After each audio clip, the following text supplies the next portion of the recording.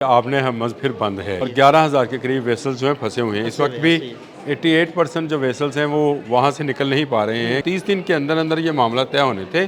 1 महीना और 16 दिन बाकी हैं। फिर वही हमाकतें कर रहा है जो इससे पहले वो करता रहा है। ईरान ने बड़े अच्छे जेस्चर्स दिए।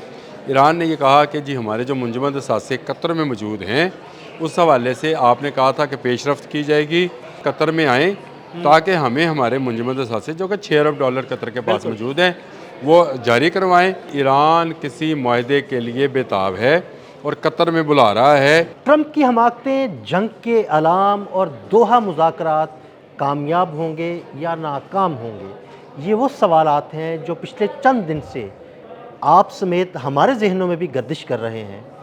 इन सवालात के जवाब जानने के लिए आमिर रज़ा से बात करते हैं। आमिर भाई, मैंने सवालात का जिक्र तो कर दिया, लेकिन ये वाकई वही सवालात हैं जो मैं अक्सर आपसे बात करता हूँ, आपसे पूछता भी हूँ, या आप कोई सवाल मुझसे करते हैं और हम आपस में गुफ्तगू करते हैं, बहस करते हैं उस पर। तो हमारे नाज़रीन भी जानना चाहते हैं कि भाई क्या हो रहा है। देखें, कभी मुज़ाकरात होते हैं, कभी रुक जाते हैं। अमेरिका कहता है ये दोहा में मुज़ाकरात हो रहे हैं, ईरान कहता है कि नहीं हो रहे। ये मुज़ाकरात हो रहे हैं, नहीं हो रहे, और अगर हो रहे हैं तो इसकी कामयाबी के क्या चांसेस हैं। उसी दौरान कहीं ना कहीं किसी इलाके से जंग के अलाम की जो है ना वो आवाज़ें आना शुरू हो जाती है। क्या सूरत हाल बन रही है? देखिए, पहली बात तो यह है कि आपने जंग के अलाम की बात बिल्कुल ठीक कही, क्योंकि आपने हमस फिर बंद है। बिल्कुल ऐसे और 11,000 के करीब वेसल्स जो हैं फंसे हुए हैं। इस वक्त भी 88% जो वेसल्स हैं वो वहाँ से निकल नहीं पा रहे हैं, क्योंकि अभी तक कोई मामला तय नहीं हुआ। 30 दिन के अंदर अंदर ये मामला तय होने थे। 17 को ये मीटिंग होती है, आज 30 है, 13 दिन गुजर गए। यानी इसके बाद आप यूँ समझिएगा जो 60 दिन दिए गए थे उसमें से 47 दिन बाकी हैं। आज का दिन भी मैं समझता हूँ माइनस करें तो 46 दिन बाकी बचते हैं। 1 महीना और 16 दिन बाकी हैं, लेकिन अमेरिका फिर वही हमाकतें कर रहा है जो इससे पहले वो करता रहा है। देखें, ईरान ने बड़े अच्छे जेस्चर्स दिए। ईरान ने ये कहा कि जी हमारे जो मुंजमद असासे कतर में मौजूद हैं, उस हवाले से आपने कहा था कि पेशरफ्त की जाएगी, लिहाजा कतर में आएँ ताकि हमें हमारे मुंजमद असासे जो कि $6 अरब कतर के पास मौजूद हैं वो जारी करवाएं। हम इससे आगे जो है मुआहदे की बाकी शकों पर जाते हैं। इस बात को लेकर मैं समझता हूँ हमाकत, इसको इसलिए आपने सही लफ्ज़ इस्तेमाल किया था कि डोनाल्ड ट्रंप की हमाकत। डोनाल्ड ट्रंप और उनके सेक्रेटरी हारजा ने, मार्को रूबियो ने, इसको अपने तर्जमान के ज़रिए से इतना पोर्ट्रेट कराया कि शायद ईरान किसी मुआहदे के लिए बेताब है और कतर में बुला रहा है। हम कतर में जो है वो जा रहे हैं और बहुत जल्द आपको एक बड़ी खुशखबरी देंगे।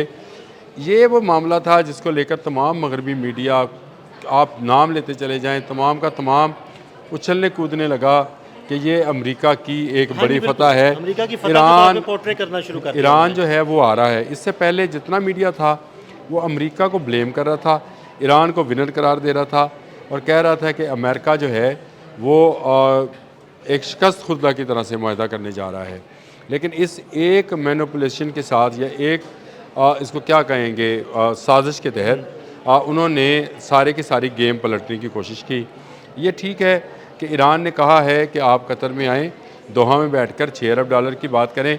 इन्होंने $6 अरब और की बात को निकाला और कहा कि ईरान हमें कह रहा है कि आएँ, कतर में बैठकर बात करते हैं। देखें, ईरान इतमाद कर चुका है पाकिस्तान पर और पाकिस्तान के ज़रिए होने वाले मुज़ाकरात पर, तो वो दोहा कतर में क्यों जाएगा? कतर में उसका $6 अरब है, उसने वो लेने जाना है। उसने पैसों की बात की, कतर में $6 अरब है भाई, वो रिलीज़ करें। जी बिल्कुल। और उनके जो वो हैं नुमाइंदा गरीब आबादी जिनका नाम है, वो जा रहे हैं और उन्होंने भी यही कहा। स्पेसिफिकली मसूद पेशकियान का बयान आ गया, उसने कहा जी कोई मुज़ाकरात नहीं हो। हाँ जी, बिल्कुल ऐसे ही उन्होंने बिल्कुल बड़े वाज़ेह अल्फाज में डिनाई किया इन बातों को। और ये मुज़ाकरात नहीं है, ये $6 अरब का मामला है। अब अब्दील भाई मुझे बताएं, जब आपको ईरान की जानिब से ये कहा जाएगा कि ये मुज़ाकरात नहीं है, तो वो पैनिक जो इस पूरी आपने हमस की वॉर के अंदर दुनिया भर में रहा, वो दोबारा से क्रिएट होगा या नहीं होगा? वो जो जहाज़ जो चलने को तैयार थे, जिनके बारे में कहा जा रहा था कि दो तरफा तजारत जो है तेल की और अशिया की, ये शुरू होने वाली, लेकिन फिर रुक गया, वो रुके हुए हैं जहाज। अब मुझे बताएं, अगर कोई जहाज़ आप गुजरने की कोशिश करेगा तो पासदारान उसको गुजरने नहीं गुजरने देंगे। अगर कोई वो हरकत करेगा तो फिर हमला भी किया जाएगा। ये है हमाकत, वो जिसका आपने जिक्र किया। डोनाल्ड ट्रंप की ये हमाकत है कि एक सीधा चलता हुआ काम जो आने वाले दिनों में एक बड़े मुज़ाकरात और एक बड़े मुआहदे की तरफ जा सकता था, उसको वो ब्रेक लगाता है और इसी को बदइत्मादी कहते हैं। और वो रोज़ ऐसी हरकत करता है कोई। और कोई ना कोई, यानी उसने आपके जो ईरान का है, ईरान के मुख्तलिफ जजीरों पर मिसाइल फेंके और बहाना ये बनाया कि कोई प्रोजेक्टाइल जो था वो एक जहाज़ के साथ आके अर्शे पे टकराया, नुकसान तो नहीं हुआ, लेकिन उसके बाद हमने मिसाइल फायर कर दिए। तो इसका मतलब ये है कि कहीं से भी कोई प्रोजेक्टाइल आएगा जो कि वो इसराइल की तरफ से भी आ सकता है। हाँ, इसराइल ऐसी हाँ जी, हरकत कर false सकता है, तो flag क्या होएगा। आप वो फॉल्स फ्लैग ऑपरेशन होगा तो क्या आप ईरान ईरान पर पर हमला हमला कर कर देंगे? देंगे। आमिर भाई, मुझे मेरा ये ख्याल है, बल्कि मुझे ये यकीन है कि अमरीकी तारीख का सबसे अहमक सदर है डोनाल्ड ट्रंप। देखिए, डोनाल्ड ट्रंप तो इसकी मईशत के तबूत में आखिरी कील ठोक रहा है और इसको रोकना जो था सेनेट का काम था, वो उन्होंने ईरान के हवाले से रोक दिया कि आप ईरान पर बराह रास्त हमला नहीं कर सकते हैं जब तक आपको सेनेट की इजाज़त। अब ये कर ये रहा है कि ये मुज़ाकरात के ज़रिए अपनी खोई हुई साख जो है उसको बहाल करना चाहता है, बिल्कुल, लेकिन वो होनी नहीं है। जो पॉलिटिकल शिकस्त हुई है इसको। अब वहाँ पे लोग जो हैं वो खुल्लम खुल्ला कह रहे हैं कि इसने इसराइल की जंग लड़ी, खुल्लम खुल्ला कह रहे हैं कि अरबों डॉलर। आज ही मैं एक स्टोरी ब्लूमबर्ग पे पढ़ रहा था, उन्होंने खुल्लम खुल्ला लिखा कि बताया गया कि 25 अरब डॉलर का नुकसान हुआ, नुकसान इससे कई गुना ज़्यादा है।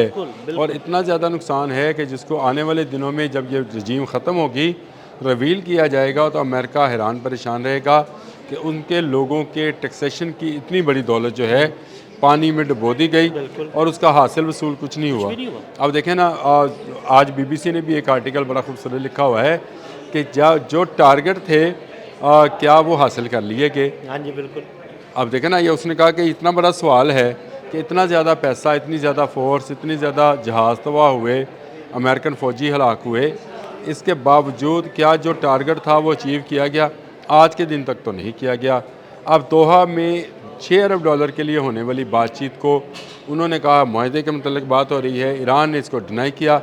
एक दफ़ा फिर जो है, मैं ये समझता हूँ कि बदइत्मादी के बादल जो हैं, जंग के बादल मैं चले नहीं कहता, बदइत्मादी के बादल जो हैं वो एक दफ़ा फिर छा गए हैं।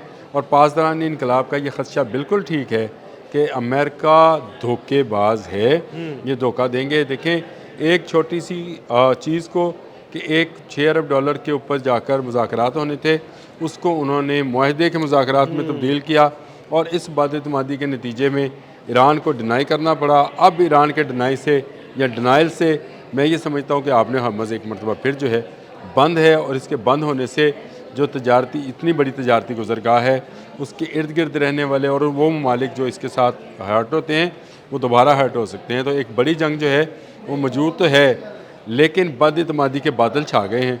अगर ये बरसे तो इस जंग के बारूद में आग लगा दें। बहुत शुक्रिया आमिर भाई। आमिर भाई ने बड़ी तफसील के साथ इस सारे मामले पर रोशनी डाली। मज़ीद अपडेट्स के लिए मैं फॉलो करते रहें। अदील अहमद और आमिर रज़ा को इजाज़त दीजिएगा। अल्लाह हाफ़िज़।